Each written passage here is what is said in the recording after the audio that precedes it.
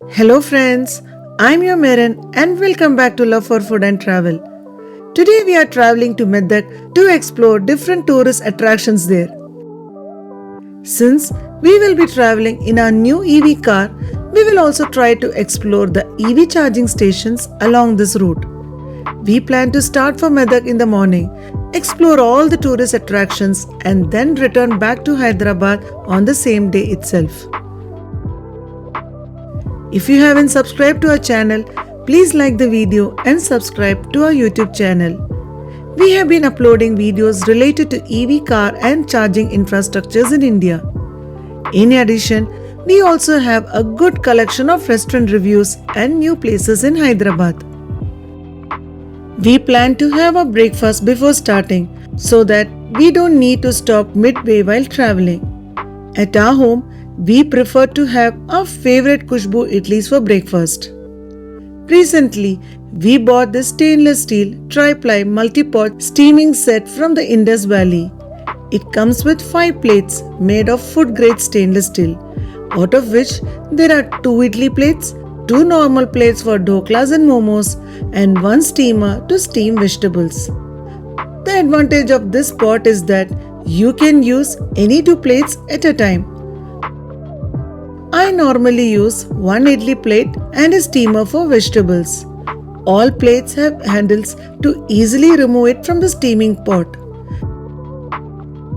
These are easy to cook, super easy to clean, scratch and rust resistant and made of premium quality.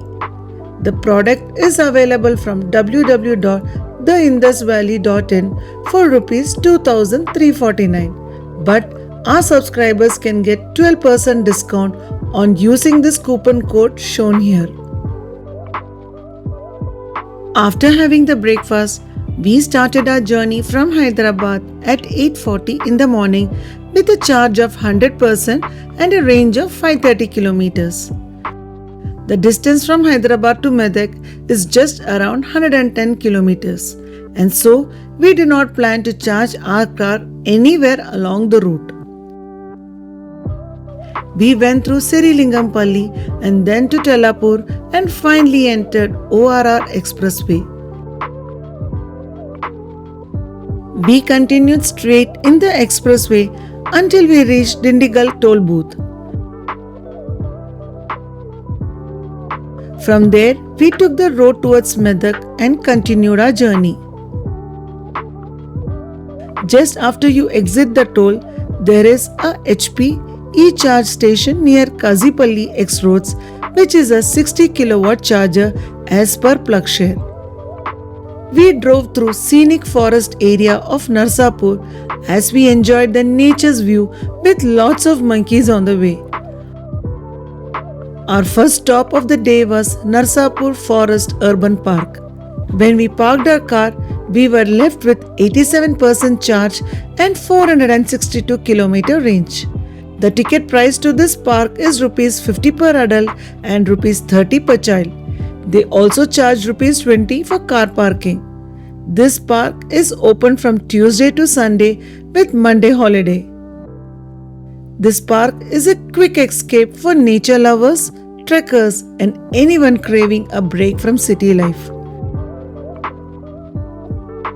Popular spot in this park is the Watchtower, which you can reach after a 15-minute trekking.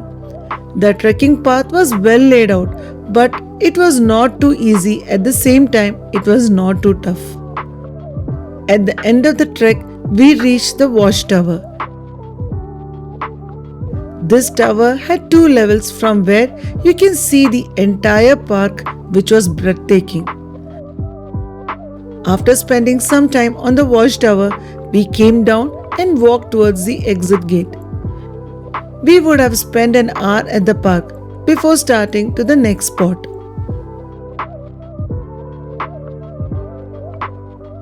As we drove towards Medak town, we saw a BPCL petrol pump with a 60 kilowatt charger in Appajipalli.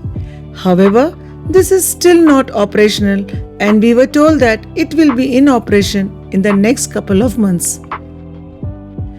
Getting this EV station operational is very important as there were no other EV charging stations available in this area, all the way till Medak. Therefore, unless you have a medium to long range EV, we would not suggest you to take this trip in an EV car.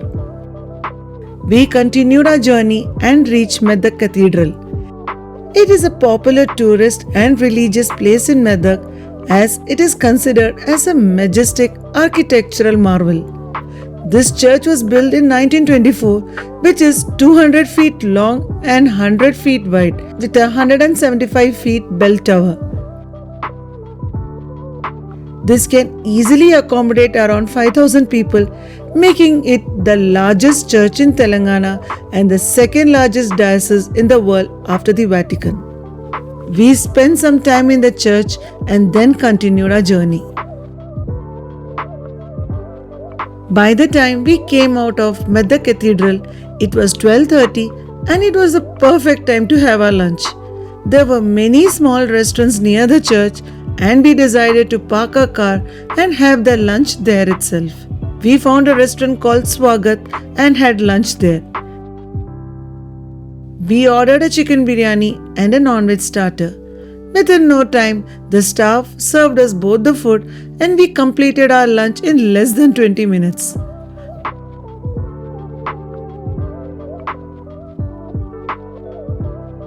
By 12:50 p.m., we were back on road moving to the next spot. During our trip to Bidar, we had visited the fort in Bidar which really impressed us. So we also wanted to check out the fort here in Medak and explore it. The path to the Medak fort was cemented, but it was a bit narrow and steep. Though we didn't have any issues moving up the steep in our EV, we were a bit concerned as the road was getting narrower and narrower. We finally reached the fort and decided to go in and check for ourselves. Though the view from the Medak fort was magnificent, the fort as a whole was not at all maintained properly. I would say that rather than calling Medak fort, it should have been called the ruins of Medak fort. We were totally disappointed to see how these monuments were maintained by the authority and how it is being ruined by the visitors. We did go to the top of the fort to see if there is anything at all, but we quickly realized there was nothing other than the trees and plants which had outgrown the fort itself. We would have spent some 40 minutes at the fort before we decided to move on to the next spot. At this point of time, we still had a charge of 78% and a range of 435 kilometers. From Medak Fort, we continued our journey to Pocharam as we wanted to visit Deer Breeding Center in Wildlife Sanctuary. Here, you can take your own vehicle inside to the Wildlife Sanctuary to see deer, peacock and other animals. The entry ticket is Rs 100 per adult in our own vehicle. The entire jungle safari trail was 4.5 kilometers and you can slowly drive through the trail while having a look at the different animals in the safari. Just after getting into the jungle safari, there was a small pond. It looked very beautiful and we spent some time there enjoying the nature.